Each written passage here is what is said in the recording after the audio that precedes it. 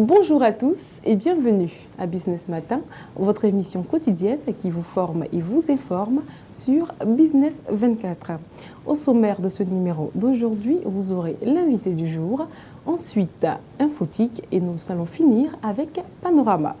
Nous allons débuter avec l'invité du jour qui va nous parler aujourd'hui du rôle d'analyste business. Au cours des numéros précédents, nous avons parlé de la création d'entreprise, de la mise en place de votre entreprise, de votre business. Comment faire, quelles sont les différentes étapes à suivre. Nous avons donné toutes les informations nécessaires. Aujourd'hui, Business Matin invite un business analyst. Qu'est-ce que c'est? Que fait-il? Vous aurez toutes les réponses aujourd'hui et tout de suite. Nous commençons maintenant.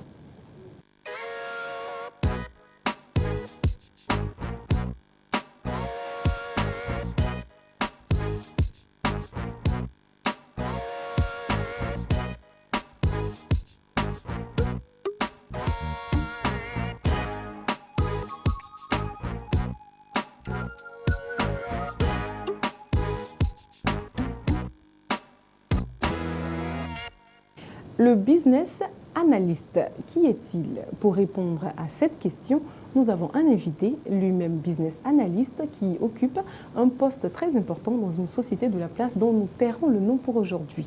Nous sommes en compagnie de M. Lago Hervé. Bonjour M. Lago. Bonjour madame. Bienvenue sur le plateau de Business Matin. Merci. Alors dites-nous M. Lago, qu'est-ce que c'est qu'un business analyst?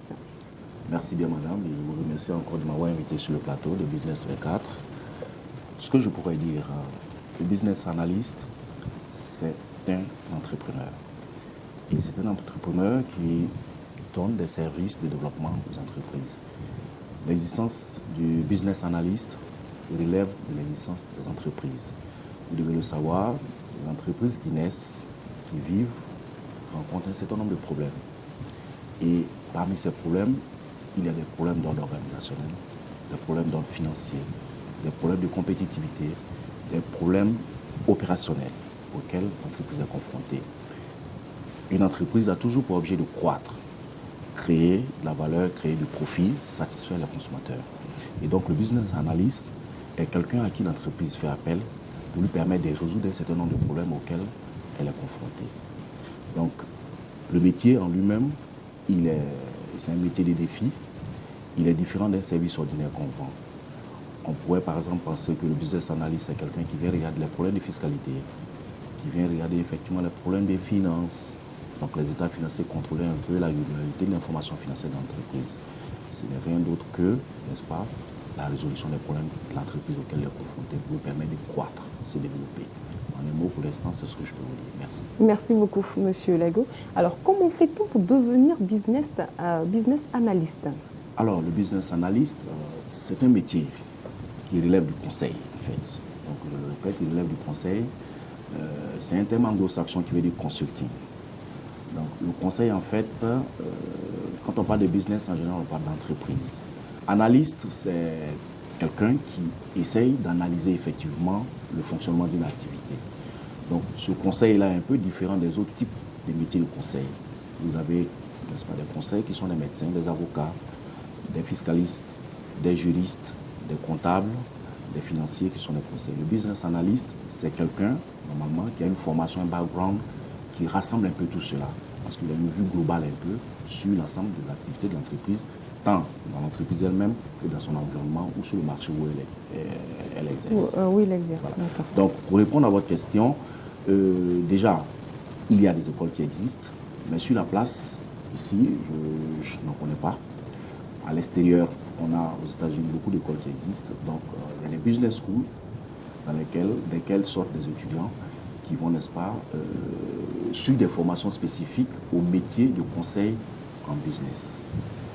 En Angleterre aussi, en France, cela existe, dans les pays développés, cela existe. Mais en Afrique, c'est quelque chose de nouveau, mais qui est pratiqué quand même par un certain nombre de cabinets, pas aussi comme cela se fait en Europe. Alors dites-moi, la formation dure combien de temps pour devenir un business analyst? La formation est dure tout le temps. Parce que... Comme on dit, on ne finit jamais d'apprendre. On ne finit jamais d'apprendre. Mais ce qui est important, il y a un certain nombre de principes de base il faut chercher à acquérir comme tout entrepreneur parce qu'en général, vous pouvez appartenir à une firme qui fait du consulting, c'est-à-dire du business analyst, ou bien vous pouvez le faire de façon autonome, seul, comme un consultant indépendant. Donc, au fur et à mesure, vous serez confronté à diverses situations de l'entreprise. Donc, chaque cas dans une entreprise est un nouveau défi pour vous. Vous continuez d'apprendre effectivement. Vous pouvez peut-être passer 5 ans en train de travailler sur des entreprises du secteur agro-industriel et ne pas savoir effectivement ce qui se passe dans le secteur des services comme l'assurance, comme la télécom ou ailleurs, ou dans les banques. Donc, il peut vous arriver de tomber sur une situation concernant une banque qui vous appelle, n'est-ce pas, pour examiner la chose. Donc, à ce niveau-là, vous êtes obligé, n'est-ce pas, de vous baser sur vos principes, les outils dont vous disposez, les méthodes analytiques que vous avez pour pouvoir, n'est-ce pas, mettre à exécution votre travail. Donc, c'est un apprentissage permanent et c'est un challenge renouvelé. Donc, on ne finit jamais d'apprendre. Ce n'est pas un métier qui est dans le cadre d'une routine habituelle où on sait qu'il faut mettre tel pion ici et tel autre pion ici. C'est un métier qui toujours fait appel à des challenges, de nouveaux défis. Alors, dites-moi, à quel moment a-t-on besoin d'un business analyst? Je prends un exemple banal, la dame qui a, on va dire, son étal au marché et qui décide de s'agrandir, d'avoir, on va dire, peut-être un petit magasin maintenant. Est-ce qu'elle peut faire appel à un business analyst? Bien, pour tout vous dire, le business analyst, en général, travaille sur des entreprises d'une certaine taille qui sont structurées. Parce que le principe de base, c'est de ne pas donner des informations, faire des affirmations sans justifier cela, adosser cela à des faits, des données. Lorsque vous prenez comme votre exemple, vous dites, une dame qui est sur le marché, qui vend ses bananes, elle n'a pas une comptabilité minimale. Donc, il n'y a pas une historique qui nous permet de savoir effectivement qu'à telle période, elle était à telle situation de chiffre d'affaires ou de profit et qu'à telle période, après N+1, elle est à tel niveau de chiffre d'affaires pour voir s'il y a une évolution, une stagnation ou bien une régression de son activité. Il n'y a pas de données, c'est des informations qu'elle va donner qui ne pourront pas vous aider à pouvoir comprendre effectivement comment le business fonctionne, comment il se porte. Donc, il y a un certain minimum d'organisation qu'on recommande qu'il y ait dans votre business, de sorte à ce que on ne puisse pas prendre seulement ce que vous nous dites, mais se baser sur des faits. Sur des faits et sur ce qui existe. Effectivement. Parce que non seulement les informations sont partent de votre entreprise, on les analyse, mais on analyse aussi les informations, n'est-ce pas, du secteur dans lequel vous êtes et des concurrents, effectivement, et de l'économie en général. Voilà, c'est comme ça. Donc, le business analyst est, on va dire, est demandé généralement quand il s'agit de grandes entreprises. Je dirais PME, petite et moyenne entreprise, souvent très petite entreprise, grande entreprise. La seule condition qu'il faut pour que le business analyst puisse travailler correctement, c'est d'avoir une organisation dans laquelle on a un système d'information fiable. Parce que s'il n'y a pas de données fiables qui disent que votre situation aujourd'hui, la situation de votre entreprise est à tel niveau, il est difficile pour le business analyst de fonder des suppositions ou bien faire des hypothèses sur la base desquelles il va procéder à des vérifications. Supposez par exemple que vous dites, j'ai un problème de financement. Vous dites au business analyst, vraiment j'ai un problème de financement, venez m'aider. Le business analyst, ce qu'il a à faire, c'est d'analyser effectivement, est-ce que le problème que vous êtes en train de poser est le problème réel auquel vous êtes confronté. Donc il va d'abord chercher à savoir quel est le problème réel auquel vous êtes confronté. Donc sa méthode de travail peut s'assimiler à celle d'un médecin qui procède d'abord à un diagnostic. Parce que vous dites, j'ai mal à la tête, peut-être le mal de tête peut être dû à un problème de constipation, je dis. Donc à ce niveau, il faut que le médecin procède à des analyses d'abord et puis cherche à comprendre effectivement ce que vous avez. Sur la base des résultats qu'il aura obtenus, il va vous situer sur votre mal. Et maintenant, vous prescrit effectivement les médicaments en fonction. C'est le même principe de base qui est suivi par le business analyst. Vous lui dites ce que vous avez comme problème, il va discuter avec vous pour comprendre. Quand il a identifié clairement le problème, il vient vers vous, il vous dit effectivement, voilà comment le problème se pose. Et pour terminer, il vous dit, bon, voilà la solution que je peux vous proposer. Mais tout ceci est basé sur des faits, est basé sur des données. Parce que la crédibilité de l'information que vous êtes en train de manipuler est très importante. Si ce n'est pas une information validée, si ce n'est pas une information correcte, vous allez faire des recommandations à l'entrepreneur ou bien au responsable d'entreprise sur des bases qui sont fausses. Et quand il va les mettre en pratique ou en œuvre, elles ne vont pas atteindre les résultats, n'est-ce pas, auxquels vous attendez ou bien auxquels ils s'attendent. Donc c'est très important pour le business analyst de travailler sur des entreprises qui ont un minimum de structuration, qui ont un système d'information vraiment garanti et qui permet quand même de récupérer des données sur lesquelles on procède aux analyses. Alors, le business analyst propose des méthodologies pour réaliser très souvent des projets. Mais concrètement, comment est-ce que cela se déroule? Bien, je vais vous expliquer. De façon très simple, on a 3 grandes étapes dans le travail d'un business analyst.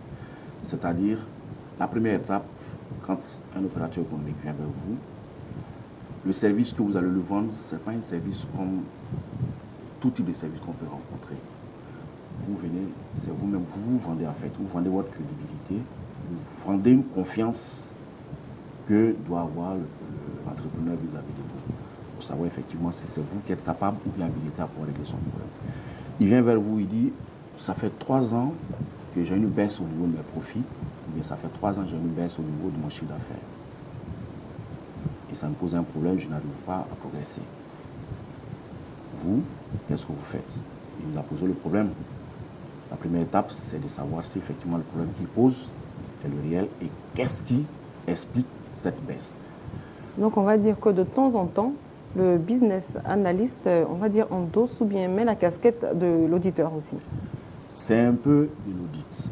Mais à ce niveau-là, la différence entre le business analyst et l'audit, c'est que l'auditeur, il essaye d'identifier des failles du système par rapport à des normes déjà prédéterminées qui sont établies, des procédures indiquées. Quand on vous dit le système de facturation se passe de cette façon et qu'il doit suivre cette procédure et que l'auditeur arrive, quand il analyse, si ça ne suit pas la procédure comme il se doit, il attire l'attention, n'est-ce pas, des responsables d'entreprise du stade d'encadrement sur le non-respect de cette procédure et les risques qu'on peut encourir. Par contre, le business analyst, lui, il est dans une situation assez complexe où le client est en train de perdre de l'argent. Et donc, il arrive pour essayer de comprendre pourquoi. Il fait des investigations pour comprendre pourquoi. Donc, on lui pose un problème, il faut qu'il valide le problème. Il doit comprendre bien ce qui se passe et confirmer effectivement avec le client que le problème auquel il est confronté, c'est celui-là. Expliquer pourquoi est-ce que, par exemple, comme je le disais tantôt, il y a une baisse de profit ou bien des chiffres d'affaires. Ensuite, ça c'est la première étape. Quand il finit, il faut qu'il apporte une solution. Il faut qu'il apporte une solution. Vous avez identifié le problème après un diagnostic bien établi. Il faut apporter une solution à ce problème. Donc, après la solution, il y a la dernière étape qui reste, qui est très importante, c'est celle de la prise de responsabilité. Parce qu'il y a une relation de confiance qui se tisse entre vous et puis l'entreprise. L'entreprise doit être sûre qu'elle a face à elle quelqu'un qui a les aptitudes et les possibilités de résoudre son problème. Et donc, très souvent, ce genre de problème est décliné sous forme de projet au niveau de la résolution. Oui, en fait, ce qu'on appelle projet, en fait, ce sont des missions sur une période donnée. Donc, ce sont des projets et à terme, vous devez pouvoir donner, n'est-ce pas, une recommandation, un projet qui va permettre, un plan qui va permettre d'être mis en œuvre, qui va permettre, je le disais, à l'opérateur économique de, de lancer son activité, de relancer son activité.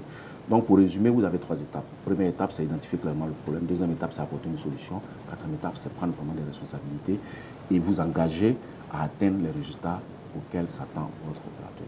Alors, est-ce que le business analyst est un chef de projet? Bien, le business analyst n'est pas forcément un chef de projet.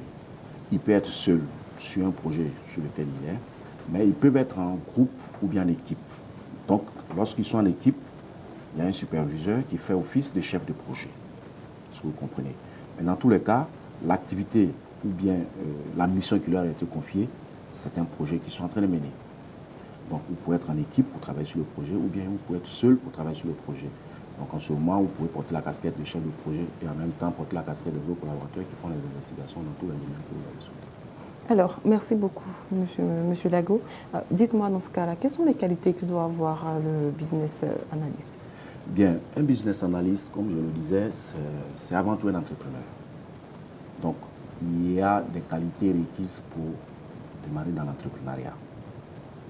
Que vous soyez constitué sous forme de société ou bien de personnes physiques, vous évoluez en tant que consultant indépendant, vous devez avoir les qualités d'un bon entrepreneur.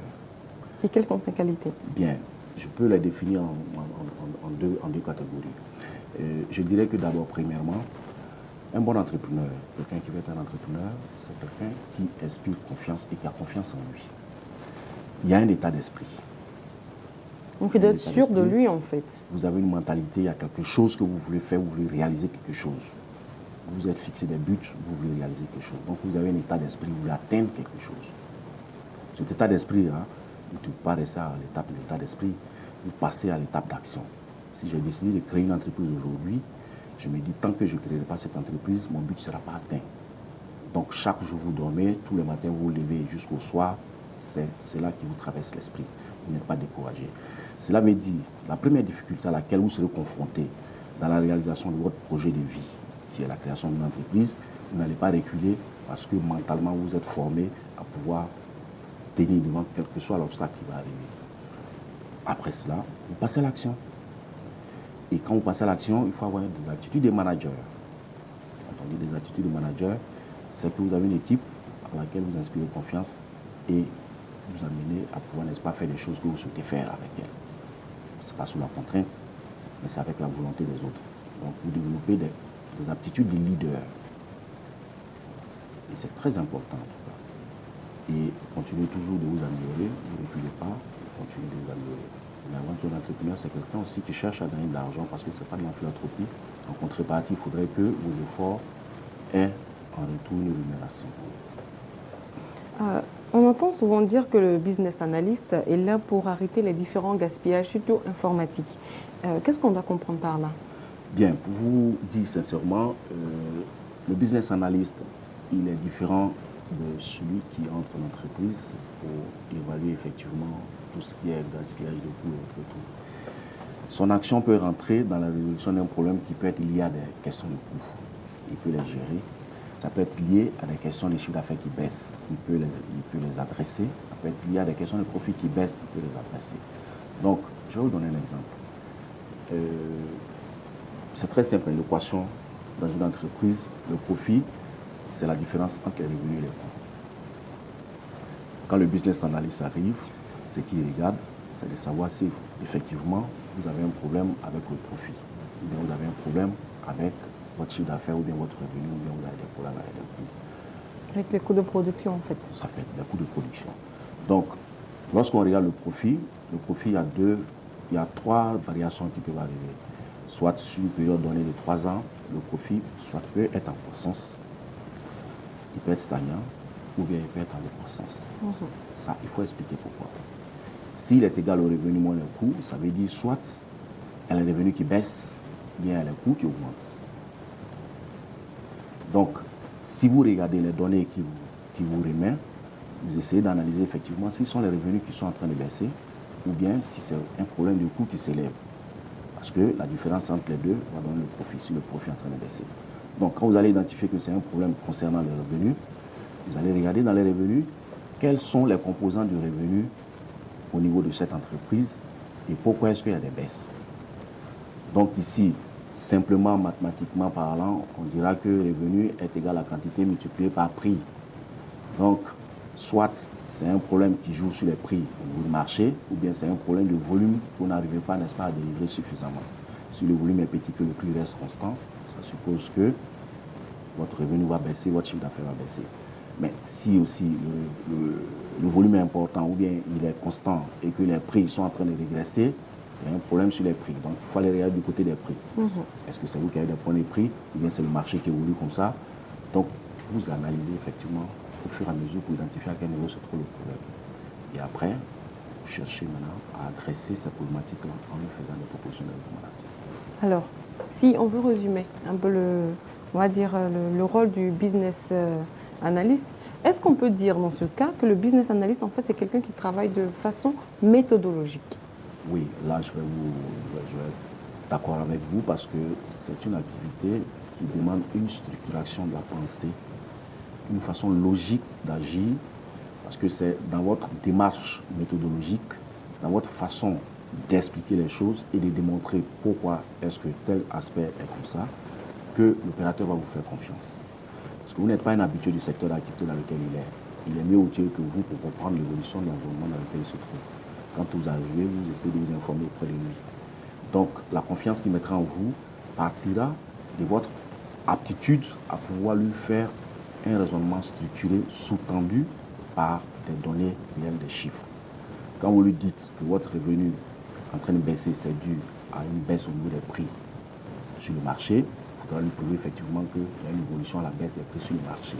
Quand vous lui dites que ses coûts sont en train de diminuer, ça va, c'est bien, mais c'est dû au fait que 40% de vos coûts dépendent, n'est-ce pas, du carburant ou bien si c'est une société de transport par exemple, 40% de vos coûts dépendent du carburant. Et comme il y a eu une baisse au niveau des coûts du carburant ou bien du baril de pétrole à l'international, c'est un impact direct sur vos coûts, donc ça c'est un avantage. Mais c'est une situation qui ne peut pas durer parce que la conjoncture peut changer du jour au lendemain. S'il y a une augmentation des coûts sur le marché, vos coûts vont augmenter. Donc il faudra voir dans quelle mesure il va falloir adresser cette problématique parce qu'elle ne dépend pas de vous en interne, comment vous faites. Donc il faudrait qu'il sache effectivement que vous n'êtes pas en train de lui dire quelque chose sur la base de suppositions, des choses qui ne sont pas sous-tendues par des preuves, par des démonstrations claires et compréhensibles. Ou pour être aussi logique, très structuré. Mais si la solution que vous apportez n'est pas praticable, ça devient difficile aussi pour le client. Et puis il y a quelque chose que je voulais aussi ajouter, qui est très important, c'est que le client, quand il vient vers vous, il a besoin d'être sûr que vous êtes celui qui est capable de régler son problème. Bien avant, c'est là où vous avez peut-être identifié son problème, il est d'accord.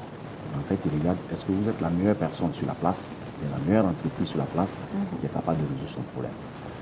Après, quand on lui fait des propositions qu'il va implémenter, c'est-à-dire un plan d'action à mettre en place, c'est des solutions que vous apportez. Il va se demander, mais j'ai quelque chose à payer en contrepartie du service qu'il m'aura rendu. Est-ce que cet argent est de l'argent qui a été investi comme il se doit? Voilà. Parce qu'il faut qu'il y ait un retour sur investissement sur ce que vous avez promis. Donc, votre crédibilité est en jeu.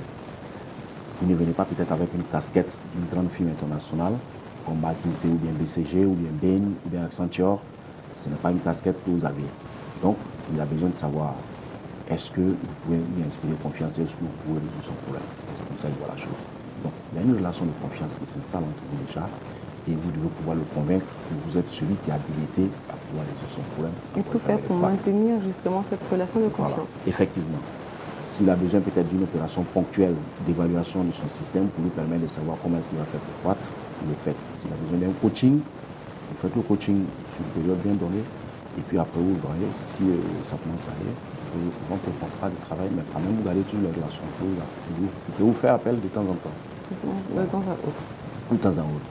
Alors, dans ce cas-là, on va aussi vous faire appel de temps à autre pour venir sur notre plateau pour nous donner de plus en plus d'informations sur d'autres métiers et donc d'autres casquettes, que vous portez également. Merci.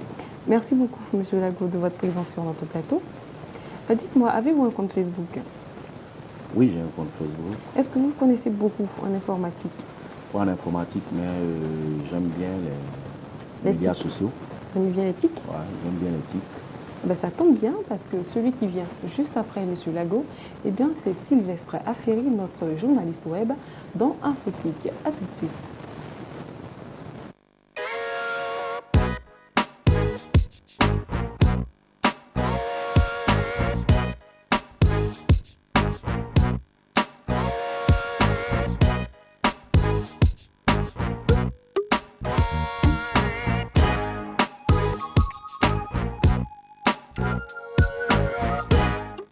Vous êtes à Business Matin et vous suivez Infotique avec notre journaliste web Sylvestre Affery qui va nous parler aujourd'hui de la désactivation du son lorsque vous recevez des messages sur votre compte Facebook à travers un ordinateur portable ou un ordinateur fixe. On ne parle pas des téléphones mais des ordinateurs, c'est cela? Oui. Bonjour Sylvestre. Bonjour Noélie et bonjour à tous nos téléspectateurs qui nous suivent, qui chaque jour restent scotchés à leur téléviseur pour nous suivre, pour suivre aussi la rubrique Infotique. Alors comme vous l'avez déjà annoncé... Mais pas que sur les téléviseurs, parce que maintenant on a souvent nos émissions aussi sur YouTube. Hein, donc, Ah, voilà qu'on va ravi, merci.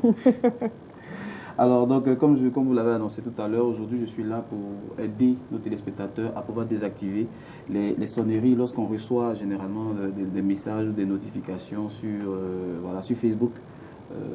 À travers les ordinateurs du bureau. Les ordinateurs bureau et les ordinateurs portables aussi. Mais en fait, je le dis aussi parce que très souvent, on est généralement dans un bureau avec des collaborateurs et on est en train de travailler, on est censé ne pas être sur Facebook. Pendant que les autres travaillent, nous sommes sur Facebook et très souvent, lorsque nous avons des notifications ou lorsque nous avons des messages, généralement, nos collaborateurs entendent toutes les sonneries possibles qui Donc automatiquement, on sait ce que vous faites. Voilà, on sait que vous ne travaillez pas. Donc là, je suis là aujourd'hui pour montrer en fait à tous nos téléspectateurs comment désactiver cette sonnerie sur Facebook. Mais en même temps, le conseil, c'est justement de ne pas être sur Facebook pendant vos heures de travail. Effectivement.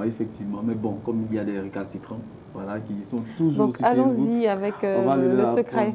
Alors, dans un premier temps, comme je l'annonce tous les jours, il faut d'abord avoir une connexion, il faut d'abord se connecter à Internet et se connecter sur Facebook. Alors, lorsqu'on finit de rentrer l'identifiant, on finit de se faire identifier sur Facebook, on rentre le mot de passe et tout ça, on a accès directement à notre compte Facebook et là, maintenant, on peut directement supprimer la sonnerie. Comment ça se fait? On clique d'abord sur les paramètres, puis sur le compte. Lorsqu'on clique sur paramètres, lorsqu'on clique sur le menu qui s'affiche à droite, il y aura une bonne... Ce que le téléspectateur est en train de voir en ce moment. Effectivement. Paramètres, compte, on clique sur compte et dans la colonne de gauche, on clique sur les notifications. Voilà. Une fois sur les notifications, on va cliquer maintenant sur Est-ce un clic droit ou un clic gauche? Un clic, on va dire un clic gauche. Un clic gauche, oui, ok, d'accord. C'est un clic gauche. En fait, généralement, c'est plus avec l'ordinateur portable que je travaille. Mais bon, pour ceux qui ont la souris, c'est le clic gauche. Mais les clics sont pareils, que ce soit la souris ou l'ordinateur. Oui, effectivement. Mais en fait, avec l'ordinateur portable, on peut facilement, à partir d'un petit clic sur notre curseur, on arrive directement à activer les choses. Alors, lorsqu'on a fini avec cette partie, on clique sur Facebook, parce qu'il y aura un groupe de mots sur Facebook qui apparaîtra lorsque cliquer sur une notification sera fait. Donc, lorsqu'on finit de cliquer sur les notifications, on décoche maintenant la case émettre un son à chaque notification. À chaque nouvelle notification, en principe, il doit y avoir des sons. Donc, on doit décocher. Pour vous signifier, en fait, signifier, en fait, que c'est là, en fait, qu'on doit faire la chose pour ne pas que les sons apparaissent à chaque fois. Et lorsqu'on a fini ça, on enregistre les nouvelles modifications et le compte est bon, c'est enregistré. Maintenant, on ne pourra plus nous entendre lorsqu'on recevra des messages ou des notifications. On n'entendra plus ce son gênant pendant des réunions très importantes. Et qui dérange généralement les collaborateurs assez consciencieux que nous sommes et qui sont toujours au travail, toujours à pied d'œuvre pour que les personnes puissent avoir, les bonnes choses lorsqu'elles travaillent. Donc, en principe, une fois que c'est fait, on est exempt de tout son, de toute mélodie assez gênante sur Facebook. Voilà, qui va en tout cas nous empêcher tout le monde de savoir que nous sommes sur Facebook. Donc, une fois que c'est fait, c'est fait. Voilà. Alors, quand vous dites mélodie tout de suite, est-ce un clin d'œil? Non, pas vraiment. Alors, Infotique pour aujourd'hui, c'est fini. Mais Business Matin, pas encore, car nous recevons Alex Mokhtar pour les innovations innovantes et novatrices d'Afrique en matière d'économie. À tout de suite.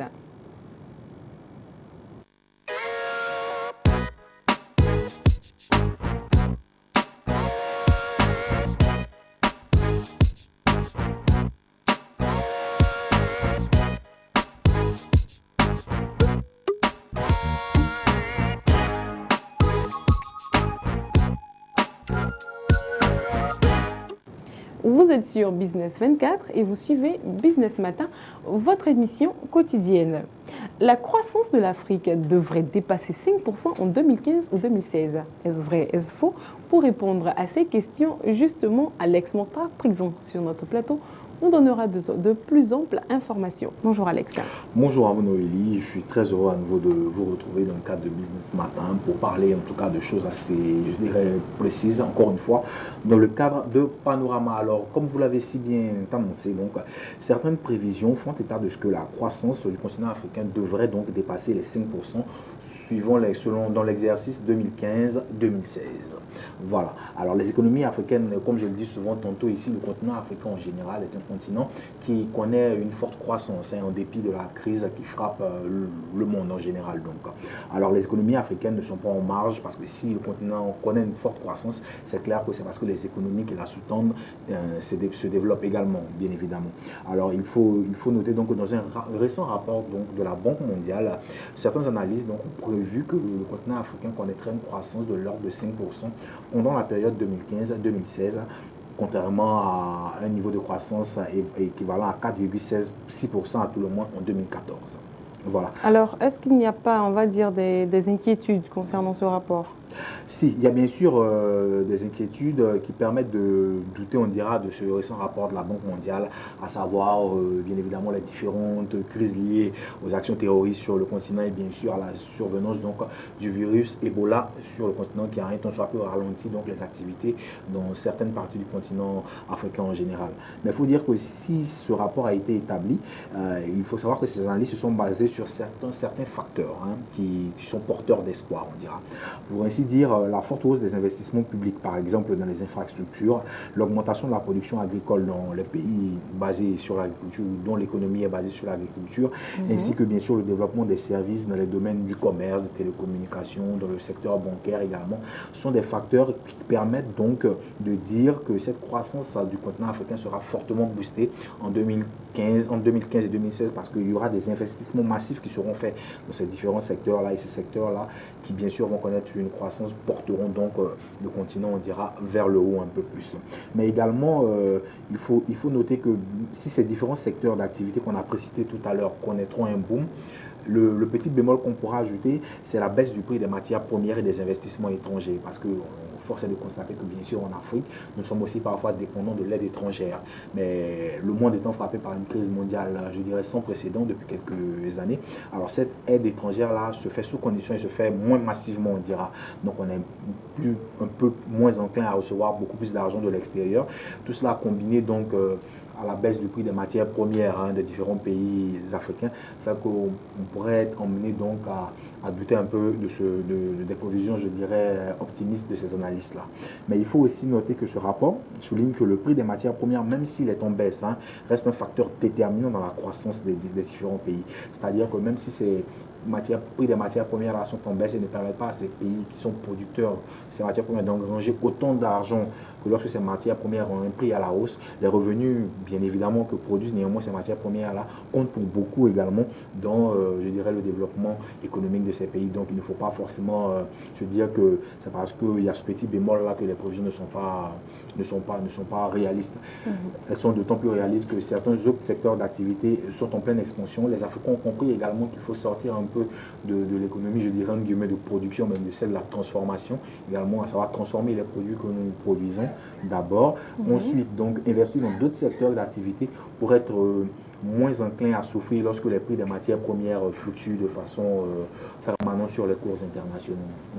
Donc voilà, c'est des prévisions, on dira, somme toute optimistes à venir donc pour l'année 2015-2016 et il va falloir s'atteler donc chacun à son niveau à faire un travail économique, à faire des réformes économiques bien évidemment en vue de booster les différentes économies africaines vers le haut tout simplement.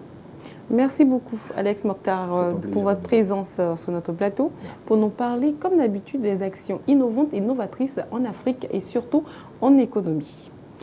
Business Matin pour aujourd'hui, c'est fini. Nous nous retrouvons la prochaine fois pour un autre numéro. Sur ce, je vous dis au revoir et portez-vous bien.